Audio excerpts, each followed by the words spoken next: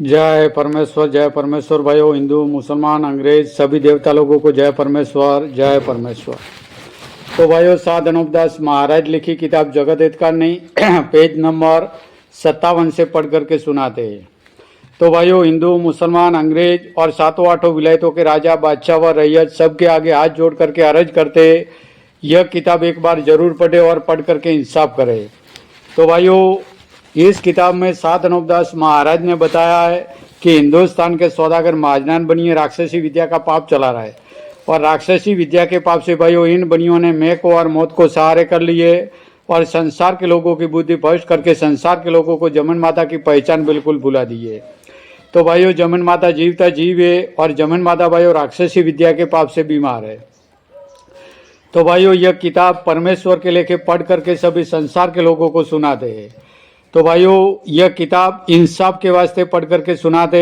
तो भाइयों, हिंदू मुसलमान अंग्रेज और सातों आठों विलायतों के राजा बादशाह व रैयत सबके आगे हाथ जोड़ करके अर्ज करते, यह किताब जगत हित का नहीं एक बार जरूर पढ़े और पढ़ करके इंसाफ करे। जय परमेश्वर भाइयों। वो किताब मुफीद आम मौसूम ब जगत हितकान नहीं अज तस्नीफ साध अनुपदास मुत वतन मुलक मारवाड़, यह जगत हितकान ने जिसको श्री अनुपदास प्रिंटिंग प्रेस छावनी हरणपुरा में छाप के प्रसिद्ध किया। तारीख 17 अप्रैल सन 1909 जा वैशाखवती 12 सम्मत 1965। जय परमेश्वर भाइयों। Page number 57। करूंगा तो अव्वल तो मेरी भक्ति में बट्टा लग जाएगा और मुझको भी रावण के साथ ही गारत कर देंगे। इस वजह से भविष्य नेकी में चलता रहा और नेकी की वजह से अपना नाम इस जहान में सलामत रख गया कि जो कदीमी से भविष्य का नाम भक्ति के शब्द से और नेकी की वजह से पीढ़ी दर पीढ़ी सुनने में चला आता है। और ऐसा भी सुनने में आता है और किताबों में भी लिखा हुआ है कि पहले भी रावण की तरह से इन बनियों ने राक्षसी पाप चलाया था। सो जब कि इनके जाल की खबर पड़ी, जब राजा बादशाहों ने इन बनियों से दरियापत किया तो दरियापत किया तो नहीं बताया। जब राजा बादशाहों ने इन बनियों को शक्ति दी और जितने की मंदिर जैन धर्म के थे उन्हों को एक दो मर्तबे गिरवाए थे, और जो कि मंदिरों के अंदर पुतलियाँ थी उनके नाके कटवाई। सो यह बातें दुनिया में मशहूर है। सो जिस वक्त की इन बनियों ने जाल चलाया था और राजा बादशाहों को इनके जालों की खबर पड़ी थी, उस वक्त तो बादशाह इन बनियों को बनियों की औलाद समेत रावण की तरह गारत किया चाहते थे।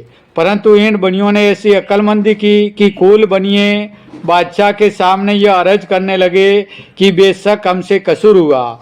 सो हाथों पाँव पकड़े और तरह तरह की कस्में खाई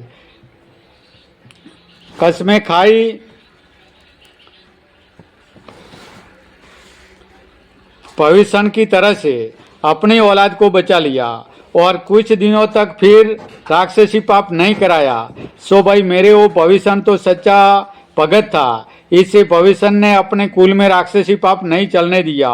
परंतु इन बनियों ने तो फिर चला दिया।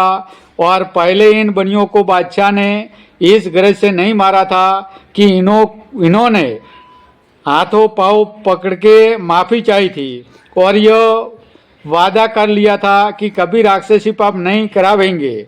सो बादशाह ने इन बनियों का एतबार करके छोड़ दिया, जिसकी वजह यह है कि संसार के आधे लोगों ने तो यह कहा कि इन काफरों को मार दो, और संसार के आधे लोगों ने यह कहा कि मत मारो, कि यह बनिए अपने कसूर की माफ़ी चाहते और आइंदा नहीं करेंगे। जबकि बादशाह ने संसार का दिल ऐसा देखा कि इन बनियों को मत मारो और कसूर को माफ़ कर दो। चुनाचे बादशाह ने दिल में ऐसा ख्याल करके समझा कि यह अब राक्षसी पाप नहीं करेंगे, क्योंकि अव्वल तो अपने कसूर की माफ़ी मांगते और आइंदा नहीं करावेंगे, क्योंकि गाय और सूअर की कस्में खाते हैं। सो अब ईमान को नहीं हारेंगे, ऐसा विचार करके बादशाह ने आधे संसार की राय मानकर छोड़ दिया। परंतु बादशाह यह नहीं जानते थे कि यह बनिए ईमान। जय परमेश्वर भाइयों, जय परमेश्वर, जय परमेश्वर।